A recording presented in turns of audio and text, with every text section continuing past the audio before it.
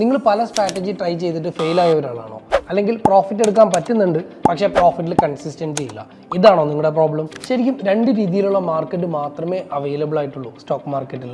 ഒന്ന് ട്രെൻഡിങ് മാർക്കറ്റും, രണ്ട് കൺസോളിഡേഷൻ മാർക്കറ്റും. ഒരു മാസത്തിൽ 20 ട്രേഡിംഗ് ഡേയ്സ് ആണ് നമുക്ക് കിട്ടുന്നത്. ഈ 20 ട്രേഡിംഗ് ഡേയ്സിൽ 15 ദിവസവും കൺസോളിഡേഷൻ മാർക്കറ്റും 5 ദിവസം ട്രെൻഡിങ് മാർക്കറ്റും ആയിരിക്കും. ഒരു പക്ഷേ നിങ്ങൾ ട്രൈ ചെയ്ത സ്ട്രാറ്റജി കൺസോളിഡേഷൻ മാർക്കറ്റിൽ വർക്കാവുന്ന മാത്രമായിരിക്കും, അതുകൊണ്ടാവും നിങ്ങൾ ഫെയിൽ ആയത്. അല്ലെന്നുണ്ടെങ്കിൽ ട്രെൻഡിങ് മാർക്കറ്റിൽ മാത്രം വർക്കൗട്ട് ആവുന്ന സ്ട്രാറ്റജി ആയിരിക്കും നിങ്ങൾ ട്രൈ ചെയ്തത്, അതുകൊണ്ടായിരിക്കും നിങ്ങൾ കൺസോളിഡേഷൻ മാർക്കറ്റിൽ ഫെയിൽ ആയത്. ആസ് എ ട്രേഡർ നിങ്ങൾ മനസ്സിലാക്കേണ്ടത് നിങ്ങളുടെ സ്ട്രാറ്റജി ഏത് മാർക്കറ്റിലാണ് വർക്കാകുന്നത് എന്നുള്ളതാണ്. ട്രെൻഡിങ് മാർക്കറ്റിൽ വർക്കൗട്ട് ആവുന്നത് ബ്രേക്ക്ഔട്ട് സ്ട്രാറ്റജിയും, അതുപോലെ കൺസോളിഡേഷൻ മാർക്കറ്റിൽ വർക്കൗട്ട് ആവുന്നത് സപ്പോർട്ട് ആൻഡ് റെസിസ്റ്റൻസ് സ്ട്രാറ്റജിയുമാണ്. സോ ആസ് എ ട്രേഡർ പ്രോഫിറ്റിൽ നിങ്ങൾക്ക് കൺസിസ്റ്റന്റ് ആവാനായി നിങ്ങൾ ചെയ്യേണ്ടത് ഇത്ര മാത്രമാണ്: നിങ്ങളുടെ സ്ട്രാറ്റജി ഏത് മാർക്കറ്റിലാണ് വർക്കൗട്ട് ആകുന്നത് എന്നുള്ള പ്യൂർ മാർക്കറ്റ് ആക്ഷൻ പ്ലാൻ ഉണ്ടാക്കുക. ഇത് മനസ്സിലാക്കി വേണം നിങ്ങൾ ഇനി ട്രേഡ് എടുക്കാനായി. ഒരു പരിധി വരെ നിങ്ങളുടെ നഷ്ടങ്ങളെ നിങ്ങൾക്ക് കൺട്രോൾ ചെയ്യാനും നിങ്ങളുടെ പ്രോഫിറ്റ് ഡേയ്സിനെ നിങ്ങൾക്ക് മാക്സിമൈസ് ചെയ്യാനും സാധിക്കും.